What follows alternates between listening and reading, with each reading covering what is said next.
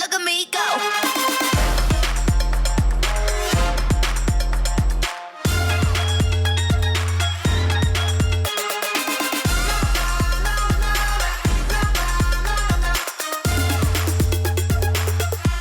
Look at me go. Yo, apa khabar semua? Salam sejahtera. Selamat datang ke Berbulu dengan Ben, dan hari ini aku tidak kesorangan. Sebelum aku perkenalkan siapa tetamu aku, jom kita tengok ni dulu. Joe Linton, Almiron.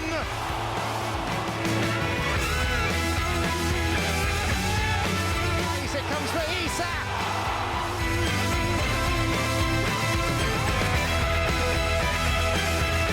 Guimaraes, Trippier and Gordon. It's taken until 10 minutes into the second half. Saja je nak bagi suspend kan. Intro biar pendek, tapi biar korang tengok dulu apa yang berlaku, sebab itu antara topik perbincangan utama kita pada hari ini. Hari ini aku tidak kesorangan, dua muka. Salah satunya muka yang selalu ada kat sini. Dia sekarang ni dah jadi jurulatih Akak Umbi Klasiko Academy. Yes. Yang dah buka cawangan kedua. So tanya kepada Mak Kening, apa khabar? Baik, Wan. Macam mana? Okey So awak berhenti kerja YouTube apa semua semata-mata untuk jadi jurulatih? Itu macam mana? Tidak meninggalkan arena tersebut, tapi akan buat comeback nanti. Macam tu. Lesen B lah so far. Saya C. Oh, lesen C. Lesen C. Dahsyat. Tapi ada seorang sebelah kau tu dah ada lesen B. Yes. Dan dia merupakan anak kepada mendiang B. Satyanathan. Dan kalau kau tengok gaya dia pun, Lebih memang kurang, ada gaya ayah kurang. dia. Sebab bila tengok dia, first thing yang aku notice adalah benda tu dari segi gaya rambut dia, dari segi mannerism orang kata kan. Hidung dia. Percakapan dia yang halus dan matang boleh dikatakan. Saudara Vishnu Nair. Apa khabar Vishnu? Khabar baik. Pertama sekali kepada coach, kepada Ben, Astro, BDB, terima kasih sebab menjemput saya hari ini. Ya. Sama tak? Sama tak? Nampak tak persamaan dia? Vibe dia sama. Intonasi lebih kurang. Serius, dia macam copy paste tau. Tak apa. Kita start dulu dengan krisis. Sebab sesuatu yang aku tahu tentang Vishnu ni, dia no holds barred. Dia akan secara jujurnya meluahkan tentang Man United dan krisis yang sedang dialami oleh Erik ten Hag. Okay, aku start dulu dengan benda yang paling simple lah. Bila kau perhatikan body language daripada Martial dan juga Rashford dalam game tu, dan juga video yang tular selepas itu, nampak Martial bertengking dengan Erik ten Hag, Rashford yang tidak track back, boleh dikatakan pemalas jugalah atas padang tu. Apa yang bermain di fikiran awak, Vishnu, sebagai bekas pemain ataupun player yang pernah berada dalam dressing room itu sendiri sebagai seorang goalkeeper? Untuk saya, it's unacceptable lah. You dalam sebuah klub sebesar Manchester United, benda ni tak sepatutnya berlaku. Kalau you tengok player dulu pun macam Roy Keane, yang mana ada ego besar, benda ni takkan berlaku sekarang. So I think masalah dalaman, locker room and masalah atasan juga. Betul. Tapi kalau tengok hari ni baru tular media sosial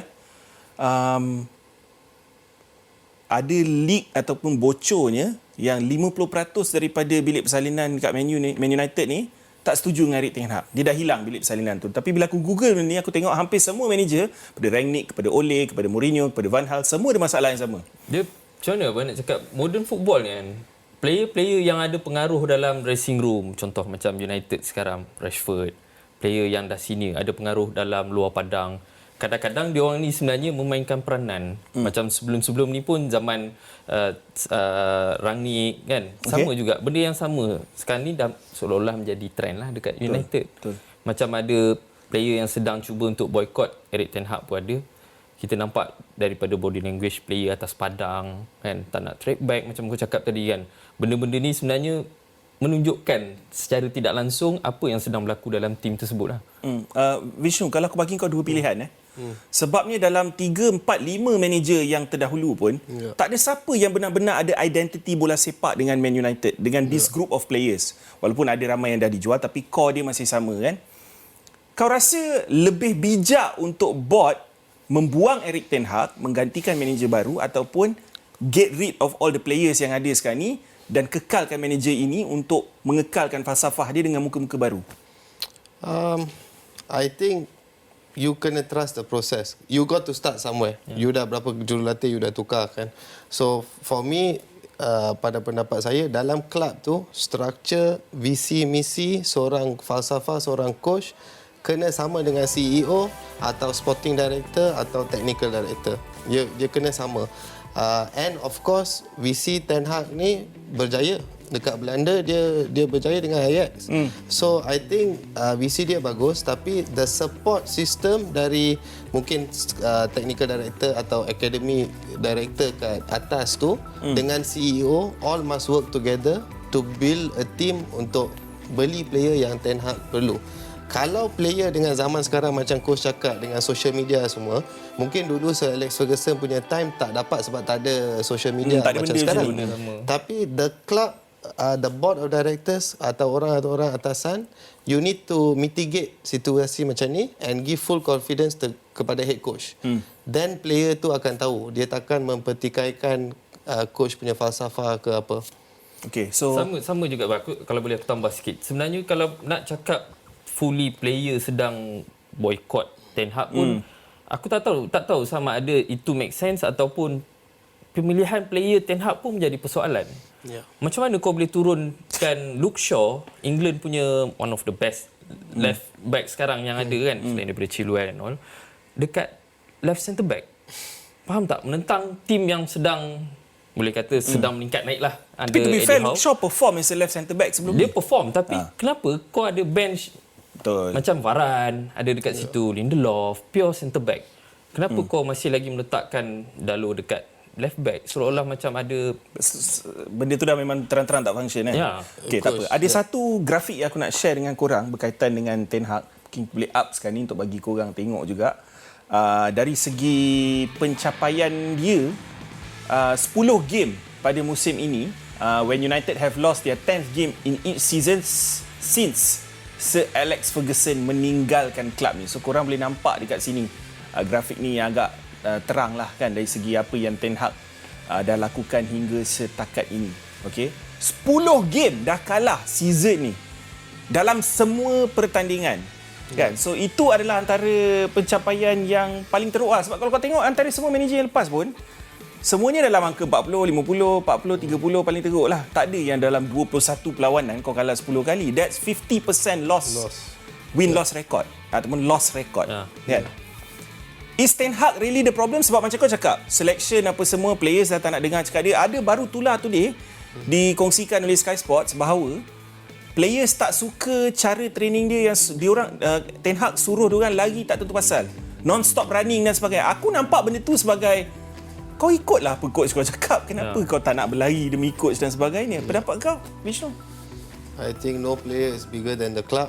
Tapi the backing should come from the top management lah, and come up with a statement macam tu.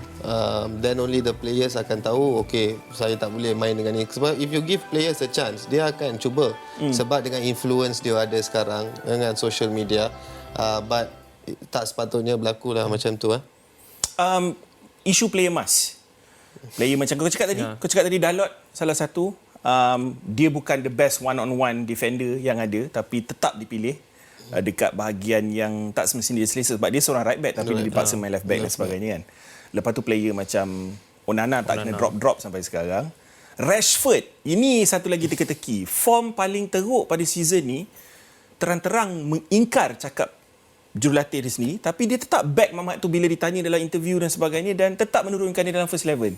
I think dia seolah-olah berkaitan dengan Rashford ni, dia macam Ten Hag tak ada option yang lebih bagus sebenarnya dalam keadaan sekarang ni. Siapa yang boleh main dekat situ selain daripada dia? Anthony, kau nak cakap Anthony lagi better daripada Rashford? Tak, kau tanya option, aku bagilah option. Itu point aku. Dia tak ada option yang lebih bagus untuk main dekat situ. Itu masalah utama dia. And then kau dah tak ada Sancho. Maybe kalau kata dia ada, mungkin boleh jadi another option dekat situ kan. And pendapat aku pun, krisis yang sedang dialami oleh United ni, salah satunya pressure yang Ten Hag tengah rasa sekarang ni datang daripada diri dia sendiri. Kalau kita ingat daripada awal-awal dia punya interview dulu, dia ada cerita pasal an era has to come and an end lah, apalah kan, tentang Klopp dan juga Pep. Sekarang ni benda tu seolah-olah era dia yang berakhir dalam tempoh 2 musim. Tahu tak? Faham tak? Lepas tu lagi satu faktor aku rasa last season diorang ni overperform. Diorang layak Champions League. Kan? So benda-benda ni sebenarnya fans mengharapkan benda yang lebih masuk musim yang baru dengan duit yang dia dah spend sekarang ni. Vishnu, dari perspektif signings, sebab ramai signing dia yang boleh dikatakan flop. Especially yang mahal. Kecuali mungkin Lisandro Martinez, Casemiro mungkin kau boleh kata Casemiro, dia deliver last season, this season belum lagi. Tapi macam Anthony, even mana what happened to Amrabat yang dia angkat-angkat sebelum datang. What happened to Mason Mount. You know, ramai signings dia yang tak menjadi dan kau expect signings dia sendiri adalah player yang sepatutnya masuk dan menggalas tugas untuk dia, meaning being the big players to perform. Tapi kau tengok dalam game Newcastle, dia tak trust pun untuk turunkan dia orang dalam kesebelasan utama. I think untuk saya dia susah sebab because of dia signing yang dia bawa sebab falsafah dia, and sure player yang dia beli sure akan ikut falsafah dia. Kalau tak menjadi, nanti susah pula dengan dia. Sama macam apa coach cakap, he put too much of expectation, and not him but this is reality bola sepak kat EPL. Manchester United ialah satu tim besar and tak sepatutnya berada kat keadaan macam ni. So yes, pressure tu ada kat sana, and I think he has not have the right choice of players. Macam you cakap, you ada Luke Shaw kat sana, buat apa bila you ada Varane. So there is sure some personal problem dengan player. Mungkin dia dah pangkar dah 1-2 player yang dia tak nak main. But again, the one who takes the blame is the head coach. So I think kalau dia keep on continue doing apa yang dia buat, he's digging his own grave. Wow. Dia kepercayaan antara player dan juga manager ni dalam bola sepak sangat-sangat penting. Kan kalau aku sign kau hari ni tapi kau tak nak main untuk aku, tak nak lari untuk aku. So macam mana kita nak majukan pasukan ni bersama? Betul. Kau faham tak maksudnya? Betul. Kita bandingkanlah dengan apa yang Eddie Howe sedang lakukan dekat Newcastle. Aku tambah sikit. Post match interview, Steve Bruce ada mention antara perkara yang dia sesali, apa yang dia tak boleh buat dekat tim dia dulu, zaman dia dulu, adalah apa yang Eddie Howe dengan recruitment team Newcastle buat sekarang ni. Mendapatkan player-player macam Kieran Trippier, first signing dia kan. Tengok, masuk terus jadi leader dalam team, masuk terus deliver, even though umur dah 30 lebih. Lepas tu dapatkan Bruno G dekat tengah. Kita tengok struktur Newcastle sekarang ni sangat-sangat berbeza dengan apa yang United ada. Betul. Bandingkan dia punya duit yang dia orang dah spend. Tapi sesalan Steve Bruce tu lebih kepada kononnya disebabkan owner baru, ada pendekatan di mana ada recruitment player-player baru dan sebagainya. Tapi sebenarnya kalau kau tengok secara realistiknya, Vishnu, the players yang betul-betul perform dalam game lawan Man United tu, rata-ratanya adalah player zaman Steve Bruce juga dulu. Zaman dia dah ada. Itu yang aku pelik kenapa Steve Bruce tak petik benda tu. Kan? Sebab kau tengok Fabian Schär, kau tengok player macam, forget Louis Miley lah, 17 years old Fabian Schär, Miguel Almiron, Murphy injured. Jacob Murphy is injured, tapi even kau boleh nampak Jamal Lascelles yang main, Joe Linton, semua player Bruce dulu. Kan? Apa yang menjadikan dorang ni tiba-tiba jadi terror bawa Eddie Howe? What is it di mata kau? I think like what coach said, Eddie Howe dengan team dia bawa satu benda yang berbeza. But another thing is dia punya maturity of the team. Kalau ada player yang bermain dalam 2 tahun ke 3 tahun ke 4 tahun, dia dah sama. You already know. Sebelum you nak lari, I dah tahu mana you nak lari dah. So maybe this is the maturity of the previous manager punya team yang now is dapatkan hasil lah. Okey, dari perspektif perlawanan yang kita tengok dekat malam tu harus diingatkan Newcastle masih lagi kehilangan 12 senior team players. Dan aku rasa the same 11 yang turun lawan PSG main 90 minutes full, tak ada substitution langsung. Main juga game ni sampailah minit ke-81 baru ada first change disebabkan bench yang sangat-sangat lemah. Kau boleh nampak dengan ada 3 goalkeeper dekat atas bench tu. Macam mana dia orang boleh buat dari segi fizikal, dari segi running? Sebab intensity tu sebenarnya yang menjadikan Newcastle ni. Sebab kalau kau tengok individu-individu yang ada dekat squad Newcastle dengan Man United, aku sendiri boleh mengaku yang squad Man United tu mempunyai kualiti yang lebih bagus. Lebih bagus. Sepatutnya. Dan kalau aku boleh tambah sikit daripada 11-12 orang yang diorang hilang sekarang ni, termasuk dengan Sandro Tonali, at least 6 orang pun. 6 orang tu first team punya quality, core player tau sebelum ni. And bila 6 orang core player kau hilang, tapi kau masih lagi boleh dapatkan result yang positif lawan Manchester United, it's a big win lah untuk Eddie Howe sebenarnya. And kalau kita tambah sikit pasal recruitment tadi, Eddie Howe dia tak beli superstar pun. Dia tak ada nak beli player yang duk buat spin macam Anthony. Walaupun ada duit. Dia ada duit. Ha. Tapi dia tak spend untuk player yang macam tu. Dia spend untuk player yang boleh bekerja dengan sistem dia. Betul. Dengan apa yang dia ada dekat squad dia sekarang ni. Contoh terbaik, Vishnu, Anthony Gordon. Ya. This is where aku nak minta kau buat perbandingan di antara Anthony Gordon dengan Marcus Rashford sekarang. Based on form, yes, dari segi skill mungkin kau nampak Anthony Gordon tak skillful macam Marcus Rashford punya movement, technical skill dia on the ball. Tapi dari segi output, itu yang kau nak sebenarnya daripada seorang player. Yeah, as a coach, I mean, kalau you tak boleh setanding dengan skill, it's just hard work. Yeah. And if you can see, let's not take anything dari tim Newcastle lah. Tim Newcastle main dengan bagus sekali. Ya, memang Man U have their form, tapi Newcastle played sangat-sangat bagus dengan PSG pun. But it all comes down to hard work. If you look at Rashford, berapa kali dia tak track back. Yeah. Zaman sekarang modern day football is not you just pergi atas. You kena track balik juga. So the difference between the two players is how hardworking, kegairahan dia yang mahu menang, nak tunjuk sesuatu, which some star players takkan buat macam tu. Ya. Adakah disebabkan peredaran ke modern football ni menyebabkan star-star player ni dalam mana-mana tim Oh ya. susah nak survive dengan mentality star tu. Macam Rashford, macam Mbappe. These are the kind of players yang takkan tracking, takkan track back mungkin sekali-sekala lah, tapi not for 90 minutes lah. Dia bergantung Ben. Kalau Rashford buat perangai macam ni dekat City, I'm sure dia takkan main dah next game. Tapi kalau buat perangai macam ni kat PSG, tak ada hal. Tak ada hal, tak ada masalah sebab dia paling star kat situ. Macam Mbappe sekarang. Tak ada hal, tak apa.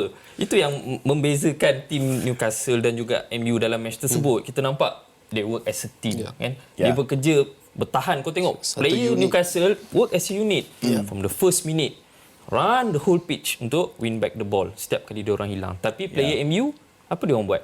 Dia orang hanya memerhatikan teammates pergi pressure, teammates dia dah terlepas baru dia nak react. Betul. Bila kau pergi press seorang-seorang, kau takkan dapat hasil yang sama. Cerita Macam mana Newcastle? pasal injury tadi kan, 12 injury tambah lagi satu sekarang. Antara tonggak utama di gawang Newcastle, Nick Pope.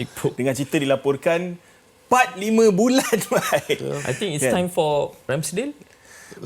Maybe. Aku rasa Eddie Howe bukan jenis manager yang akan just ganti macam tu lah. Sebab kau tengoklah 3-3 keeper yang ada dekat bench tu. Kau ada Karius, kau ada Dubravka, semua jenis keeper yang boleh step up and menggalas tugas tu, especially. Nak add Dubravka dah main I think about 140 games for Exactly. Newcastle already. Experience. So by right he is the second choice, Karius is third, but I think it will affect the team sebab Pope is a very good goalkeeper. Shot stopper lah. Shot stopper. Yep.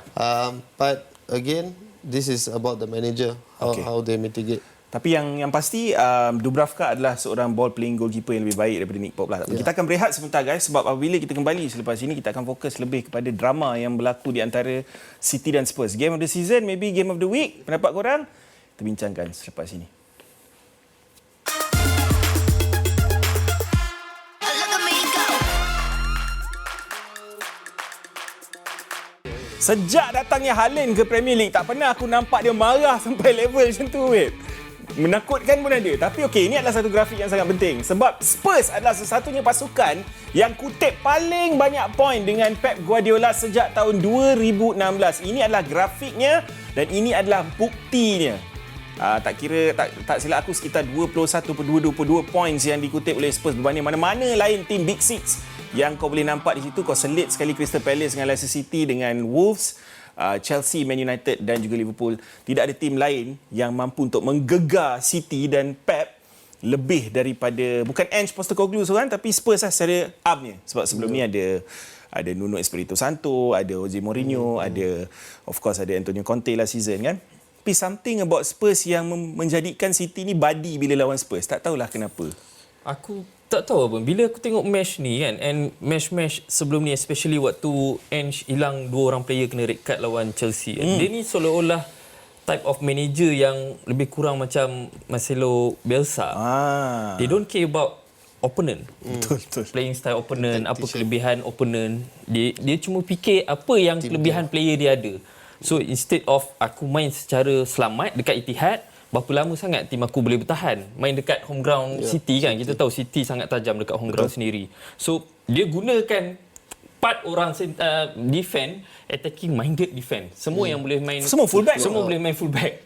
Kau bayangkan. So dekat situ je dah menunjukkan dia ni seolah-olah macam manager yang hanya fikirkan kelebihan tim dia tanpa memikirkan risiko tu satu. Betul. Nombor duanya, dia macam gamble, tak ada masalah. Betul. Ha. Dia ada benda yang tengah ramai yang troll dia dari segi sebab dia suka kata highline kan. Highline. We play highline for life mate. Dia sebab dia Australian slang dia kan. Tapi Vishnu, bila kau tengok keberanian dia sebab nama dia bukanlah nama besar. Of course dia pernah dekat J-League sebelum ni, dekat A-League and of course dekat Scottish League before dia datang ke sini. Tapi aku sebenarnya terharu tengok keberanian dia, and in this game dia ada buat sedikit tweak sebenarnya dalam second half tu. First half silap-silap City boleh score 4 goals easily. First 20 minutes, I think 3 goals they can score. Easily kan? Easily. Tapi bila kau tengok tweak yang dia buat second half tu, dikeluarkan Bryan Gil, dia masukkan Pierre-Emile Højbjerg, secara tak langsung dia benda tu macam sort of mengurangkan threat City untuk 45 minit second half. Kau nampak benda tu? Yeah, I think again sekali lagi dia sangat berani untuk pergi lawan City and play open football. Play their style. Away from home kan? Away. Kebanyakan tim akan play park the bus. Tapi if you look at yang statistik Ben cakap tadi, Tottenham have wins against Manchester City. Main Manchester City ni macam main lawan JDT kat Malaysia ni. You are playing 200%. Betul. So tekanan atas player Man City ni, setiap minggu you main lawan tim yang bagi 200%, susah. So for me, apa dia buat is he match intensity dengan intensity. Itulah yang sekat Manchester City. Sebab diorang berani main dengan intensity yang and open football yang Man City main. Yep. So that's what yang sekat in the second half. Ramai kritik dia sebab yelah kau dah hilang Romero, Van de Ven, Maddison, all these are big players kan untuk dia kan. Udogie dah comeback apa semua, tapi still 3 player ni adalah key player dalam sistem highline yang dia nak main ni. Lagi-lagi kan kau tak ada natural centre back, Eric Dyer je, itu pun dia terlalu slow. So that's why dia memilih untuk menggunakan fullbacks, which is Ben Davies dengan Emerson Royal. But dengan ketiadaan player ni pun, aku tak nampak macam ada kekosongan. Aku tak nampak macam Son kurang servis. Aku nampak macam tiba-tiba kau nampak player macam Lo Celso step up, kau nampak Brennan Johnson step up, Kulusevski step up. Kau tak nampak macam tu Mak Gini? Dia macam mana bila dia dah gamble first half and dia dapat result yang dia nak. Dia tidak ketinggalan dengan gol yang banyak, and dia orang masih lagi ada chances untuk menang game tu kan waktu second half. Itu yang bila, kalau aku boleh tambah sikit apa yang kau Vishnu sambung tadi. Dia start dengan single pivot di semua dekat bawah, main 4-1-4-1, and then dia tukar main 4-2-3-1. Dia sebenarnya waktu second half tu, apa yang aku nampak, dia nak mengurangkan defensive duty player-player dia dekat bahagian depan, so that dia orang boleh pergi counter dengan lebih mudah. Sebab tu kita nampak player-player macam Son, Kulusevski yang baru balik daripada injuries, step up dalam match ni. Sebab salah satunya, bila City tertekan, diorang akan tolak player dengan ramai dekat garisan tinggi kan. So dekat bahagian tepi ni akan ada space untuk player-player macam ni pergi ke depan. Betul. Dan City banyak terkorban player dalam game ni sebenarnya. Kalau kau fikir secara realistik Rodri kena 5th yellow card, which means dia takkan boleh main lawan Aston Villa. Tough game away dekat Villa. Grealish pun sama, kena yellow card dan tidak boleh beraksi untuk game lawan Aston Villa. Doku keluar game dengan minor injury. Tapi something yang aku nak cakap tentang Doku dalam game ni, aku nampak ada sedikit kekurangan adalah disebabkan dia terlalu direct Vishnu dalam corak permainan dia. Grealish ni dia sentiasa akan cari the ball to the far post for Haaland atau siapa-siapa to find the next pass orang kata. Tapi Doku ni dia kerap hilang possession, so turnover tu berlaku dengan kerap untuk tim lawan. Kau rasa Grealish adalah pilihan yang lebih sesuai moving forward untuk Pep, ataupun Doku harus kekal sebagai pemain yang lebih direct?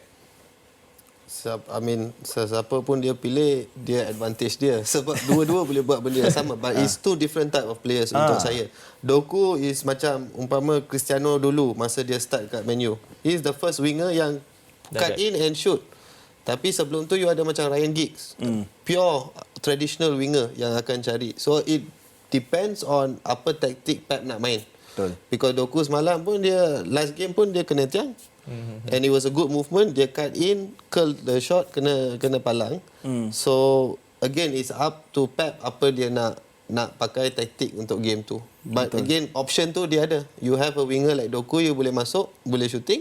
Ada macam Grealish boleh hantar kepada Haaland back post. Betul. It depends sebenarnya Ben. Kalau aku boleh tambah sikit, sebenarnya kalau bermain dengan tim yang lebih banyak bertahan, mungkin kau akan prefer Grealish. Sebab Grealish takkan hilang bola banyak, akan recycle passes, patah balik ke belakang. Itulah tak dia. terlalu gopoh untuk ke depan. Tapi bila menentang tim contoh macam Liverpool, Doku ni adalah type of player yang kau akan pakai dalam tim. Betul. Sebab dia tak membuang masa, dia takkan banyak sangat nak 2-3 passes baru nak ke depan, dia lebih direct, lebih Tapi mudah. dalam game ni aku notice punca daripada dia lah banyak gila turnover Spurs guna untuk buat counter. Sebab dia dari segi defensive ability aku rasa dan juga work rate Grealish lebih lah. Yap. Nak banding dengan Doku, mungkin dia pun baru first season kan, dia akan ambil lebih masa untuk adapt dengan sistem. Sure, apa coach cakap tu betul. Sebab if you see defensive Doku tu, Son dapat gol. Aku baru nak cakap. So Grealish is more physical and more able to defend lah Aku untuk saya. aku fikir kalau foot race dari Dia segi lagi laju kelajuan, aku betulnya. bajet bukan Doku ke lagi laju daripada Son. Son dah apa? Dah 31. Tapi dia mengalahkan Doku dalam foot race untuk mengatasi Doku dan one on one dengan Edison untuk skor. It's Itu satu also lagi. experience, Experience, sebabnya kalau kita tengok Doku sebenarnya dalam situasi tu mula-mula dia backpedaling kan. Dia ke belakang. Dia lambat sikit. Bila dia turn, Son dah ke depan. Itu sebenarnya momentum kat situ yang Momentum tu. Dia Son sebabkan gunakan. momentum lah. Bukan nak kata satu tu lebih laju daripada seorang lagi kan. Okey, dari segi kreativiti yang ditunjukkan tanpa kehadiran Maddison, diorang banyak guna bahagian sayap. Aku notice banyak bola dihantar ke sebelah kanan Kulusevski, ke sebelah kiri Brandon Johnson.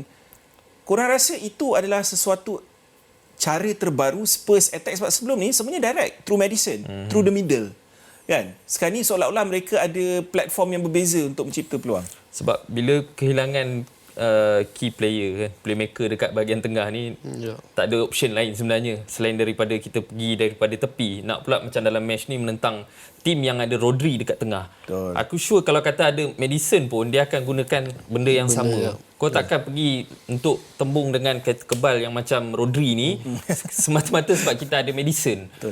Player-player dekat bahagian tepi dia Kulusevski, player-player yang laju walaupun Semalam pun tak silap aku, Vishnu tak terkira how many times Rodri menang perebutan di bahagian tengah. That's Aku tak why. terkira. Dia punya duels dia, Yeah. berapa banyak yang dia menang semalam, tapi tak semestinya ia mencipta peluang untuk City. Until mungkin dalam 10-15 minit yang terakhir bila diorang dah kena balik dua sama tu, that's why kau nampak City lebih terdesak untuk attack. Dia sangat robust lah. But it is satu gamble yang you main. Untuk saya, kalau you switch bola, lagi senang untuk kucar kacir tim opponent. Tapi kalau you main through the middle, kalau you tak ada backup player yang datang clear second ball ke dapatkan second ball, sangat susah. So what they were doing yesterday was as planned by the coach of Tottenham. Tapi dia pergerakan dia dengan bola tu sangat cantik. So it's very smooth. Before the game kecoh tau Mak Kening. Pasal apa tau? Semua orang kecoh. Kalau kau main fantasy kan, kena Captain Haaland ni. Sebab apa tau? Haaland berdepan dengan Emerson Royal weh. Emerson Royal dengan Ben Davies weh. Takkanlah member tak boleh sebiji, dua biji tak pun hat-trick ke apa kan. First half tu mungkin dia sepatutnya dah skor 2 gol sebenarnya. yang menariknya, dia keluar daripada perlawanan ni dengan 0.9 XG. Spurs 0.5. Betul. Tapi dia sebiji pun tak ada gol. Dia seorang 0.9 XG, Spurs 0.5 saja menjaringkan 3 gol. Mental. Tapi itulah, bila sentuh tentang Haaland dalam game ni, apa yang buat dia sangat-sangat marah. Aku kena sentuh pasal insiden terakhir ni. So ini berkaitan dengan kritikan dan caci maki yang dilemparkan terhadap VAR dan ref baru-baru ni dekat England. Ini adalah sesuatu yang terbaru yang tak melibatkan VAR langsung sebenarnya. Tetapi aku pun tak faham macam mana ref Simon Hooper tu. Ini exact dia punya body language yang aku nampak. Dia dah letak whistle dalam mulut tapi dia kata play on. Dia kata play on. Dia dah tunjuk. Tak sampai 2 saat, Grealish dah terlepas, tak offside. Tak silap aku. Tengok dah 2-3 kali lah. Okay, kau tengok balik. Ada yang kata Grealish offside apa kejadah. Mana ada Grealish offside? Kan? Betul. Tapi member blow the whistle. Why? Tak ada bendera pun dekat tepi daripada pembantu pengadil. So mana ada dia yang menentukan offside atau tidak? Tidak kan? Tak. So why dia blow the whistle? Adakah benda ini satu skandal?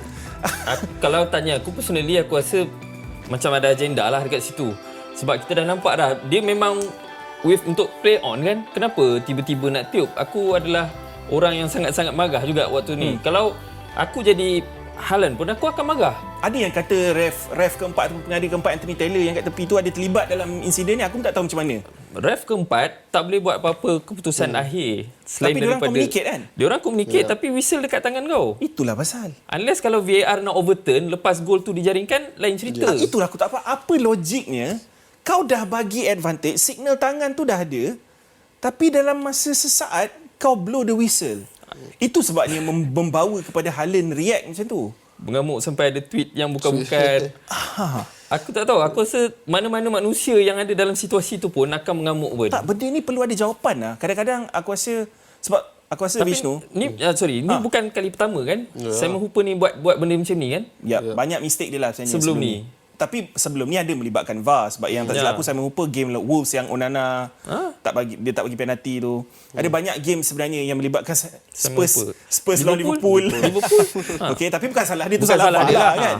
Tu salah VAR. Tapi Vishnu, bila kau tengok mistake seumpama ini berlaku dan bagaimana betapa lajunya FA England untuk mendenda City, kenapa dia orang tak laju meminta jawapan daripada pengadil tu sendiri? Kenapa dia blow the whistle? Sebab sampai hari ni kita tak tahu kenapa. So untuk saya bukan salah undang apa dia buat, sebab play on ni berdasarkan referee. So tapi tak sepatutnya, untuk saya tak sepatutnya, but what reaction yang Haaland buat tu, I cannot blame him sebab is high level game and City nak menang and he Grealish on goal. So I rasa kalau referee boleh buat keputusan tu, dia pun kena keluar, atau England FA kena keluar dengan satu statement kenapa dia buat keputusan tu. Sebab penyokong nak tahu. Sekarang semua orang bukan bodoh lagi.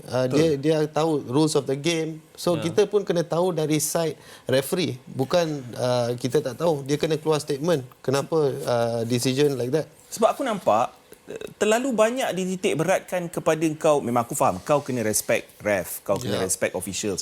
Itu yang sepatutnya diajar daripada peringkat akan umbi lagi. Tak dinafikan. Dan dalam situasi ini memang nampak apa yang Haaland buat tu tak sepatutnya berlaku. Tetapi pada waktu yang sama kau tak boleh salahkan Haaland. Yes. It's a two-way street. It's a two-way street lah. Kau earn the respect juga kan. So baru ni keluar perbualan tentang IFAB dah tengah bincangkan sekarang ni pasal sin bin system yang digunakan di akar umbi di level-level bawah dekat women's football dekat England apa semua. Sebab diorang nak kurangkan insiden-insiden macam Haaland attack ref apa semua, mengeluarkan kata-kata kesat. Tapi aku rasa itu bukan isu dia sebenarnya. Dia bila referee tu sendiri buat masalah, dia yang invite benda-benda ni. Bukannya player nak pergi attack kau tanpa sebab. Betul. Itu benda yang pertama lah. Nombor dua, kalau kata ref tu ada keputusan akhir, berani untuk buat keputusan akhir, sepatutnya macam Vishnu cakap lah, dia kena berani lah untuk bagi tahu explanation selepas perlawanan. Kenapa perlu ambil masa yang lama macam ni? Aku tak rasa sin bin akan mengubah perkara ni. Aku tengah imagine dia. Tiba-tiba kau keluar kad hijau. Yang brother pergi lepak jap 10 minit kat awal, lepas tu kau boleh masuk balik. Macam rugby, macam hoki kan. Dia rosak game bola sepak. Itulah dia Vishnu. Macam, dengan VAR also good. There are some good in VAR. But as a coach, you ganggu tempo saya. Team I punya momentum dan sebagainya. Tapi kalau pergi ke sin bin macam hoki ke, macam NFL rugby ke, what's the point in football then? Confusing lah bro. It's very confusing. Dia pening. Dia kata kononnya IFAB cakap ada 38% sukses dengan benda ni mengurangkan dissent. Orang kata dissent ni adalah kurang ajar lah kepada ref. Kan? Tapi sejauh mana benda ni adalah masalah besar? Mungkin di mata diorang ini adalah masalah besar untuk akar umbi, untuk kanak-kanak yang melihat dan sebagainya. Bila kau cari solution untuk benda yang tak berkaitan dengan masalah sekarang ni, dia tak akan menyelesaikan masalah kita pun. Betul. Faham tak? Setuju. Dia berbeza tau. Kehilangan seorang player atas padang untuk sukan rugby dengan bola sepak, kita ambil perbandingan. Sangat berbeza sebenarnya. Tak boleh. And kalau kita boleh kaitkan sikit dengan peraturan bola sepak kan, sepatutnya kalau dia nak tiup foul tu daripada awal, mungkin kalau kau nak bagi second yellow sebab stop promising attack, make sense lah. Betul. Kan, betul tak? Tapi ni tak ada apa pun. Bukannya kau nak bagi second yellow. Betul. So aku still rasa macam benda ni macam diorang pun ada agenda tau dengan City. Sebab sekarang ni kalau kau notice kan, yang head of PJML tu, aku lupa nama dia, Howard Webb. Howard Webb sekarang ni dah banyak keluar dekat England dengan Michael Owen tak silap aku, buat satu show untuk explain setiap satu insiden yang berlaku yang kontroversi. Game Newcastle lawan Arsenal itu dah keluar. Ada yang kata Joelinton punya foul tu tak foul, tu subjektif lah kan. Ada yang kata walaupun aku merasakan benda tu foul lah kan. Tapi aku tertarik nak melihat apa jawapan dia untuk benda ni. Sebab benda ni tak melibatkan langsung VAR. Ya. Ini adalah keputusan ref di atas padang yang memang tak masuk akal dan tak ada jawapan. Sampai Pep pun dekat interview kata aku tak nak cakap apa-apa. Tak berani nak keluar statement lah. So bila orang yang macam Pep pun tak berani keluar statement, that's mean benda tu ada something fishy lah dekat situ. Betul. Takkanlah Pep tak berani nak keluar statement kalau dia rasa benda tu macam 50-50 kan. Kesimpulannya even Ange Postecoglou cakap lepas game Sin Bin punya sistem ni janganlah rosakkan benda yang tak rosak kan. Benda dah hidup. Dia suruh bin the Sin Bin. Dia kata bin the Sin Bin. Bin the Sin Bin. Masukkan Sin Bin ni dalam tong sampah. Masukkan idea Sin Bin ni dalam tong sampah. Okay guys, dah sampai penghujung segmen yang kedua ni. Kita akan beralih ke segmen ketiga. Jangan lupa penampilan Elif Amira dalam segmen seterusnya. Look at me go. Ivan Mahmud, cantik sentuhan pertamanya. 1-1. Arif Aiman, tugasan paling mudah. Selepas 22 tahun, satu lagi peluang yang cuba dihidupkan oleh sang penyu untuk percubaan mereka kembali ke perlawanan akhir. Krasniqi antara itu tidak lepas, namun Nur Hakim Hassan. Umpanan untuk Ivan Mahmud, satu dapat dan jaringan. Kombinasi sempurna di antara Nur Hakim Hassan dan juga Ivan Mahmud. Aiman menggunakan kepantasannya. Ruang untuk Arif Aiman di sini mudah untuk jaringan yang pertama. Gol yang kelima daripada Bergson. Untuk Lidi dan Krasniqi. Tolakan mudah untuk Ivan Mahmud. Oh, wow. Kualiti yang tersendiri daripada Ivan Mahmud. Dan menamatkan cabaran mereka dalam saingan Piala Malaysia musim ini untuk menyaksikan JDT mara ke pentas akhir. Dengan kali terakhir mereka berjaya untuk mencipta kejayaan menjadi juara pada 2001 dan Terengganu akan bertemu Johor Darul Ta'zim dalam satu lagi perlawanan yang akan dinanti-nantikan. Alright gang, buat pertama kalinya kami membawakan final Piala Malaysia yang dinanti-nantikan ramai dalam 4K UHD Dolby Atmos di saluran 806, juga secara langsung di 801, 803 dan 4K UHD di 806. Okay? Kita ada special interacting voting system di mana korang boleh vote sebagai fans player cam di Astro Channel 799. So jangan lupa temu janji anda bersama kami JDT lawan Terengganu 8 Disember. Kita harapkan Padang dalam kedudukan yang baik, rumput matang dan sebagainya untuk perlawanan final di SNBJ Stadium Nasional Bukit Jalil. JDT lawan Terengganu menarik sebab ramai mengharapkan, neutral akan mengharapkan game ni masuk sampai penalti apa semua kan. Kalau kau fan JDT, of course kau nak tengok 90 minit. Tapi kita start dulu dengan Johor Darul Ta'zim. Bakal merangkul ke semua piala yang ada on offer di season, atau kau rasa akan ada upset dalam game ni? 28 wins in 29 matches season ni. Liga Super kan? No, oh, in semua all competition dalam Liga overall. M. Cuma seri sekali saja lawan Kedah. Betul. So dari situ saja kita dah nampak pilihan utama of course lah JDT. Ya. Tapi jangan lupa Terengganu masih lagi satu-satunya pasukan yang berjaya untuk tewaskan JDT dalam Liga Super. Betul. Selepas beberapa tahun. Betul. Dan kali terakhir diorang tewas adalah final Piala Malaysia 2021. Betul. Kau bayang berapa lama dah diorang tak Kau kalah. selang kau ke belakang lagi 20 tahun, kali terakhir dia dah menang Piala Malaysia 2001. Tengok. Berapa lama dah. Tapi to be fair, sebelum ni diwar-warkan hampir kesemua tonggak pertahanan Terengganu missing. Safwan Mazlan tak selaku, Alif Zakaria, Azam Azmi Murad antaranya. Tapi dengan cerita diorang akan kembali. Tommy pun orang kata senyap, tak cerita banyak. Tapi aku dengar diorang akan back for the final. Kau rasa dengan the best 11 yang Terengganu boleh turunkan is good enough untuk memberi JDT satu game 90 minit yang sengit? Susah, because as you coach pun tahu, kalau you come back also, you punya games yang you miss through injury, dengan bukan physical injury saja, you punya mental pun susah kalau dia nak perform on the final. Tapi for me, JDT dalam last 10 tahun dia menang semua. Ada satu yang dengan KL City menang, but that is ditakdirkan dah. Ada dalam bola sepak, macam kita bincang tadi, dalam bola sepak kalau you tengok satu tim kena tiang attack sini, gol tak masuk, atas line clear semua, Last opponent dapat satu chance, counter attack, score. That's it. It's already written. Macam dulu PJ City dengan kalahkan JDT pun macam tu. And last Malaysia Cup final, KL City did that as well. Tapi highly unlikely. Sebab dengan player yang JDT ada sekarang, dengan agresif JDT, kalau you tengok JDT setiap tahun, ya dia menang Liga. Tapi their team is getting better. Tahun ni dalam 3-4 saat dia menang bola balik dah. Sure, dia akan menang bola balik. And dia punya quality of their foreign players, Heberty, Bergson, sangat susah, but nothing is impossible in football. And I wish Terengganu the best. Tapi untuk kita, on paper, apa saya nampak ialah sure JDT. Kalau tengok rekod head to head rekod dia dalam 5 perlawanan terakhir sejak tahun 2022 sampai sekarang, JDT menang semua. Tak ada satu kemenangan untuk Terengganu. Macam kau cakap 2021 yang kali terakhir diorang menang dengan JDT. Tapi recent form JDT pun yes, dalam 3 game terakhir JDT ada kalah dengan Kawasaki Frontale 5-0, menang dengan Pahang last game, menang dengan Kuching City sebelum tu. Sejauh mana kau melihat impact kekalahan kepada Kawasaki tu takkan efek diorang dalam final ni, ataupun akan ada sedikit impact? Sebab kadang-kadang kalau kau tengok dalam game lawan Kawasaki tu, aku rasa macam terlalu gung-ho ataupun terlalu berani dengan menurunkan hampir 4 attackers dalam front 4 diorang tu kan. Adakah benda yang sama akan dilakukan dalam game ni dan mungkin Terengganu boleh ambil kesempatan?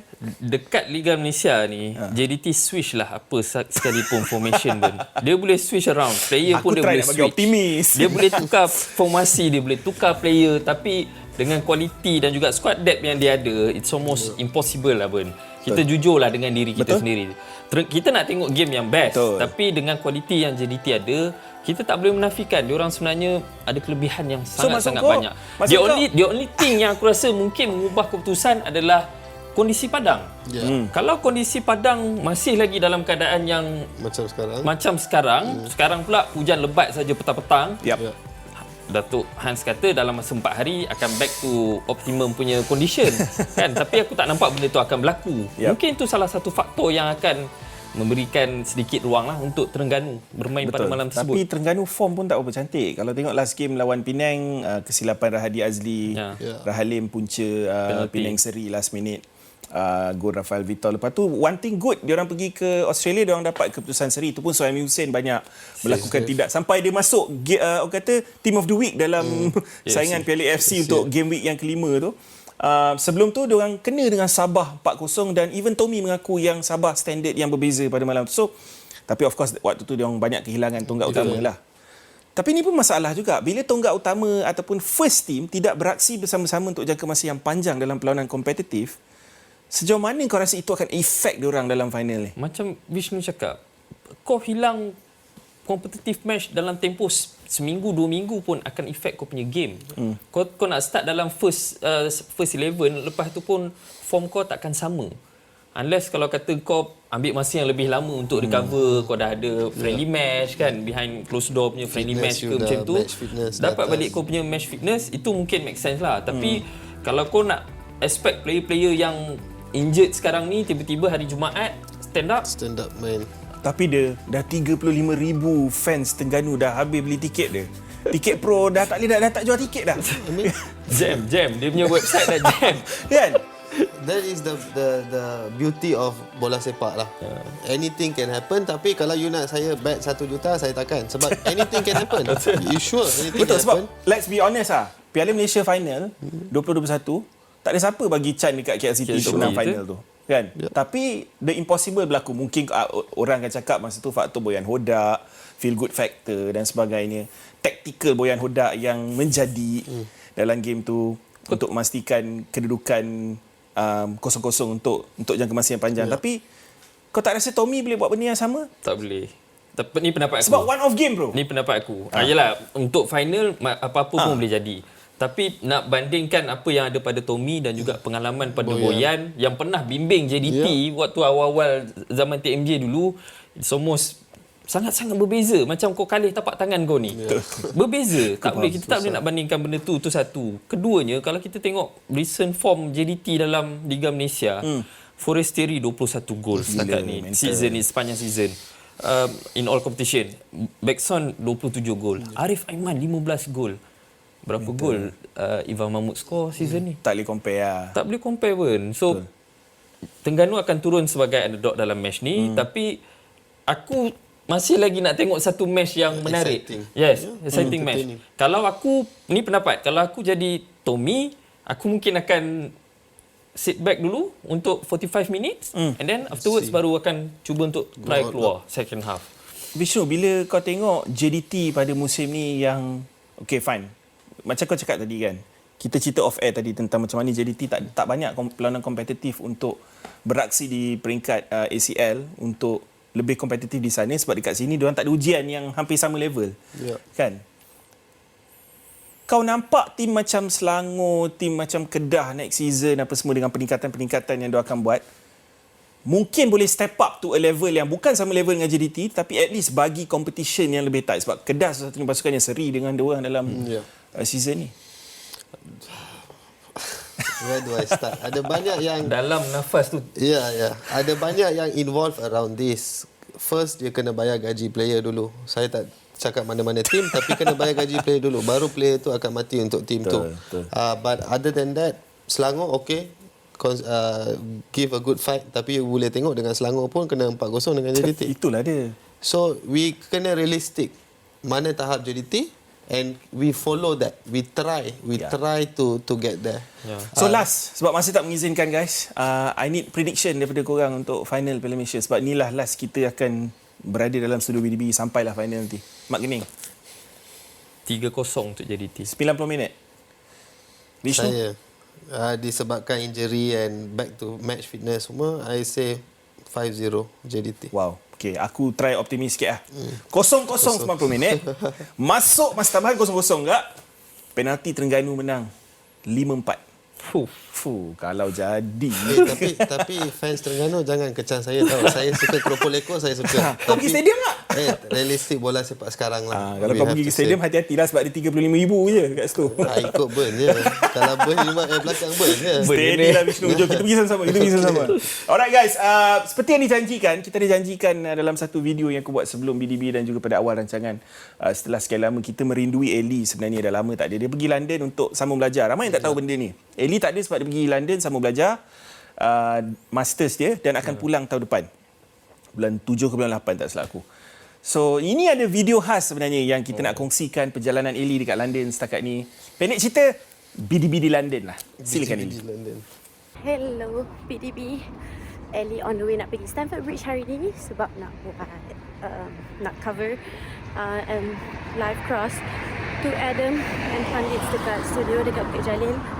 So maybe just cover starting 11 untuk both Chelsea dengan Brighton. Lepas tu nak handle post-match interview. So I'm excited, first time nak pergi Stamford Bridge untuk tengok game. Hi guys, Ellie dah sampai Stamford Bridge.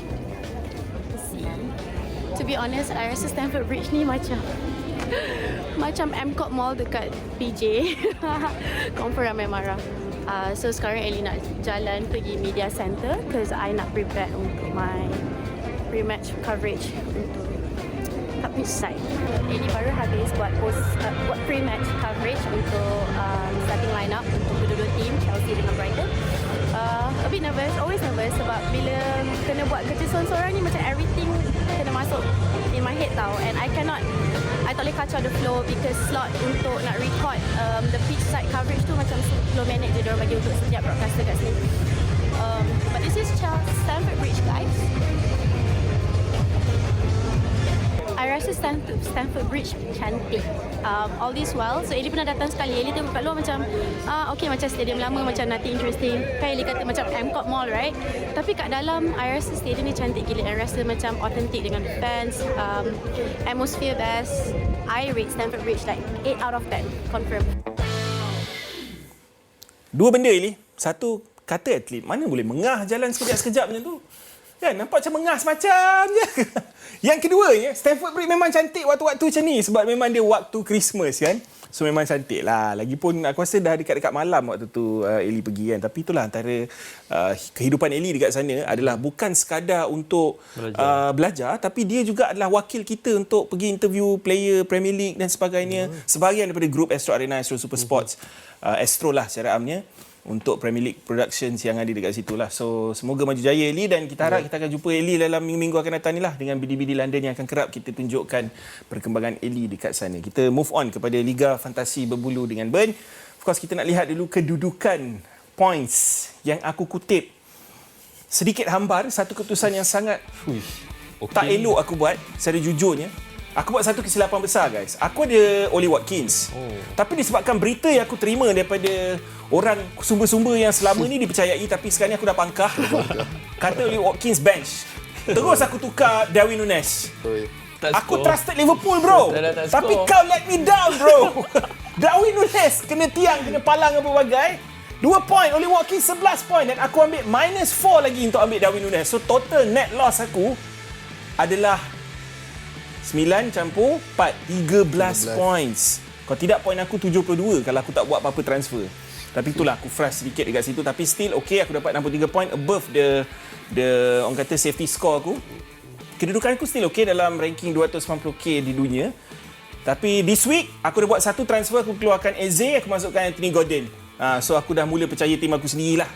Kan? Sebab bila aku trust tim orang lain, macam inilah jadi dah. Anthony Gordon akan masuk untuk Eze, so aku akan bermain 3-5-2 tak silap aku. Mungkin Mitoma akan aku bench ganti dengan Alvarez, aku tak pasti untuk minggu ni. Sebab malam ni adalah deadline, aku nak kena ingatkan korang. Mak Kening ada tim ke nak tunjuk? Seram lah kalau nak tunjuk.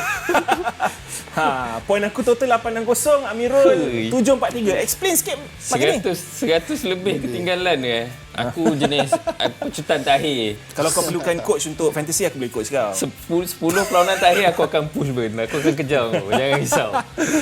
Minggu ni 45 point saja ya. Tak apa, Sangat rendah lah sebenarnya. Tak apa, it's okay. Nampak macam kau tak tukar tapi tim. aku akan aku akan ambil Livramento untuk this week and Good also point. untuk Gordon lah aku akan masukkan. Smart. Sebab sekarang ni Newcastle next match akan lebih senang kan, lebih mudah lawan-lawan yang dia orang akan jumpa. And silap juga aku captainkan Salah untuk match ni. Kalau aku captainkan Haaland. Tak juga okey sebenarnya. Sebab masa tu 50-50 antara Salah dengan Haaland. Sebab itulah bila Darwin tak skor kan, kalau tak dia dapat assist. Betul. Saya silap dah lebih 5 point yang dia dapat tu kan. Sebab kau dapat 5 point dekat situ. Haaland pun bukan cun mana pun kan dalam gitu, cuma dia banyak miss chances lah. Dari segi kedudukan Liga BDB, Pat Kapau, Shaznul Sari 958. Jauh dahsyat dekat 100 point ketinggalan. Kalau dari perspektif aku lah kan. Top 10 semuanya melebihi 930 ke atas. Ada yang dah guna chips, ada yang tak ada. Tapi aku rasa still terlalu awal. Apapun aku jangan tanyalah kepada mereka-mereka yang menduduki top 10 dalam saingan Liga Fantasi Berbulu dengan Burn yang ada puluh ribu tim juga tak silap aku. Dah masuk minggu yang ke-14 ni. Tapi benda yang lebih penting this week, Vishnu, you main fantasy tak? Belum main fantasy? Kita kena racun lah. Ya. Kita kena racun awak lah, John. Untuk you Burn saya akan start lah. Sebab kalau kau masuk BDB lagi kerap ni, kau kena ada tim kan? Next season kena ada prize. Prize. Yes. Saya ni ada prize untuk winner kita orang setiap hujung musim. Okay. Tapi kau kena tempatkan diri kau dalam top 10 puluh-puluh Jauh ribu lagi lah. Jauh lagi perjalanan. Okay, dua player yang aku nak highlight macam kau kata Newcastle players. Why? Because baru ni, kau tahu kan Nick Pope is injured. So goalkeeper merupakan satu position masalah dalam fantasy sekarang ni. Sebab ramai punya keeper, Areola semua tak clean sheet. Newcastle antara tim yang kerap clean sheet juga kan. Antara defense yang terbaik. Ederson pun dah berapa game lah. Betul. Member 3.9 juta. Sekarang ni baru je naik semalam ke 4 juta. Still considered murah. So inilah peluang untuk orang yang tak ada triple up Newcastle macam aku dah tak boleh. Tapi yang tak ada triple up, yang masih lagi ada 1 atau 2 player Newcastle, good time to tukar Areola ke. Jangan tukar Areola, tukar second keeper kau. Sebab dia murah. Dubravka. So kalau kau ada Turner ke, siapa-siapa ke, ganti Dubravka dengan dia lah. Sebab member confirm akan jadi main goalkeeper sampai end of the season. Seorang lagi, kau kata tadi, siapa? Gordon. Seorang lagi? Livramento. Mamat ni, Tino Livramento. sejak Dan Burn dah tak ada, Botman tak ada, dia main left back sebab dia boleh main kiri dual kanan, right back, left back. So this guy, aku yakin Dan Burn datang balik sekalipun, disebabkan cara dia main sekarang ni terlalu cantik, aku tak rasa kau boleh nak ganti dia. Dan Eddie Howe adalah seorang manager yang reward good performances. Dia akan terus bagi kau perform selagi kau perform. Kecuali lah kau tiba dalam 3-4 game kau tak perform, baru kau tak dapat. So aku yakin Livramento dah jadikan left back tu tempat dia lah buat sementara ni. Dan harga dia pun 4.3 juta pound je. So good time untuk beli Valentino Livramento. Jangan lupa deadline pukul 2 pagi nanti. Ada game. Vishnu, thank you so much kerana kesudian bersama dengan Bulu dengan Thank Ben. you. Mak Thank Kening, you. jangan serik layan BDB, jangan serik datang ke studio. Terima kasih juga kepada korang semua kerana bersama dengan BDB minggu ni. Jangan lupa, kita bukan pandit, kita bukan expert, kita sekadar peminat bola sepak macam korang. Ingat, kuis BDB akan muncul kembali pada minggu depan. Bye-bye.